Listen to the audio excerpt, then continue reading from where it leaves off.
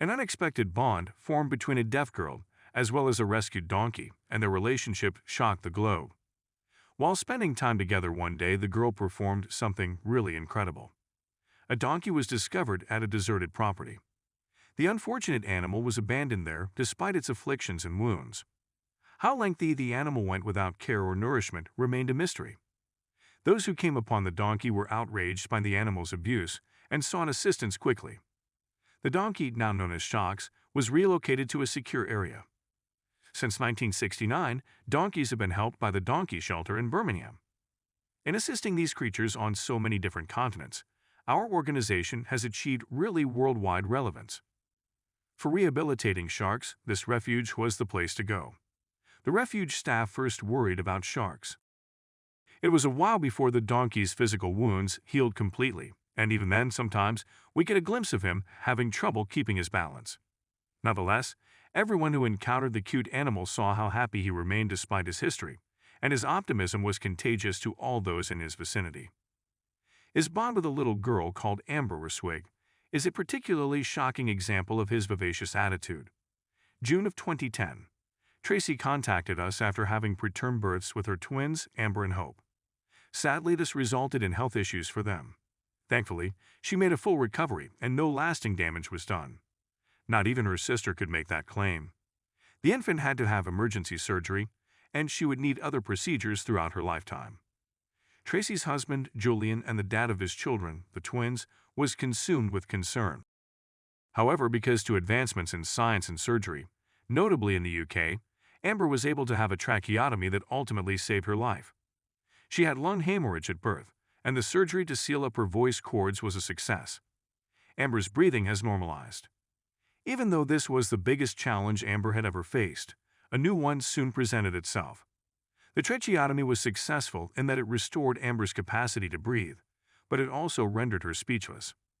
As soon as Julian and Tracy learned that the physicians had given the new parents hope, they were devastated. In regards to Amber's predicament, it was conceivable that if Amber waited another few years, she might be eligible for a different operation that would improve the odds of her recovering her voice. However remote, they clung to that little possibility. Amber's inability to communicate did not prevent her from appreciating the world around her. She still had options, and one of her favorite things to do was to be surrounded by animals. Typically, people would link tiny girls with kittens and puppies, given that these sorts of animals are relatively charming and harmless. When it comes to domesticated animals, horses are undoubtedly the most popular option.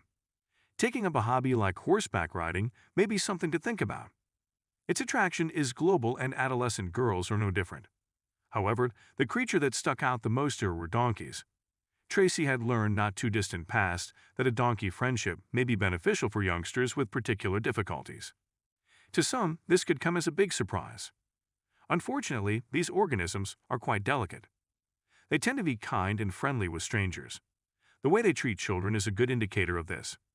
Since this was the case, Tracy and Julian eventually took Amber to a place called the Donkey Sanctuary. The family had done some background reading on the organization, but they had no idea how significant their daughter would come to see one of the rescues. When Amber initially stepped inside the church, she had her dad on each of his arms. She couldn't suppress her grin, she was bursting with enthusiasm. Amber was immediately drawn in upon her arrival. The barn center was occupied by a donkey. It had plain gray fur and was extremely little. It was Amber's first encounter with a donkey in person, and she was surprised to see just one there. It was instantaneous attraction. That Shocks was as curious about Amber as Amber was about him made their initial encounter all the more endearing. As Julian and Tracy watched the heartwarming event unfold, they realized that this was simply the beginning of Amber's tale. Since that fateful day, Julian and Tracy have been bringing their daughter Amber to the refuge on a daily basis, in the hopes that the donkey treatment they've been reading about may help their little girl. All of their efforts paid off because she is happier than she has ever been. A future visit from her closest friend was something the small girl eagerly anticipated. Amber was born with cerebral palsy because of several problems.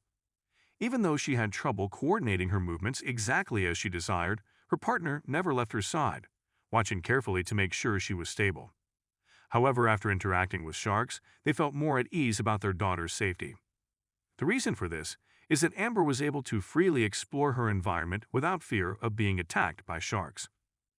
When compared to horses, donkeys are more safer for children to draw on because of their little stature. From time to time, Amber's parents or other sanctuary staff members would help the little girl onto her donkey. As word of Amber's ability to ride sharks like they're nothing, the number of visitors to the refuge increased. Amber's self-assurance rose gradually over time. The youngster was walking in ways she had never tried before, and she no longer felt limited by her disability. Even though she was only a little girl, Amber had goals that were far more substantial than her age. She welcomed each day with enthusiasm and never seemed to be in a bad mood. She attributes most of her joy to the encouragement she received from her family and her sister, but the single most important reason is something that even her closest friend finds hard to believe. The monthly trips to the donkey refuge with Amber became a regular occurrence. In the last several weeks, they had been by many times, but one particular day would stick out for a particularly reassuring reason. Julian studied the relationship between Amber and sharks intently. He and his wife had put in a lot of work taking care of Amber, so it made him happy to see that she was being appreciated by someone else. His daughter went up to the donkey and kissed his face thereafter. Really shocking news just came through. This time, it was Amber's turn to talk. Amber's remarks would long be etched in her parents' minds because for the very first moment in her life, she possessed a voice much more strong than the action of speaking. Simply put, "My heart is in love with you," Amber told the sharks. The donkey acted as if he knew what was being spoken in his heart, and his behavior reflected that understanding.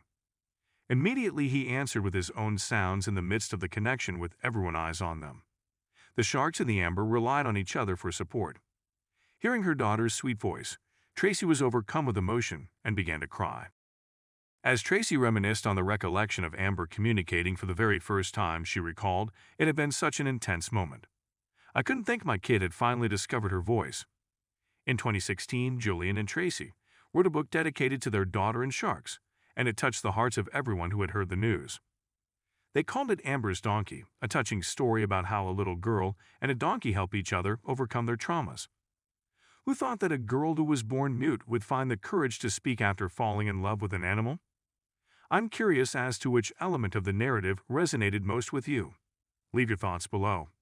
If you liked the video, please click the like button. In the future, I want to share more tales along these lines.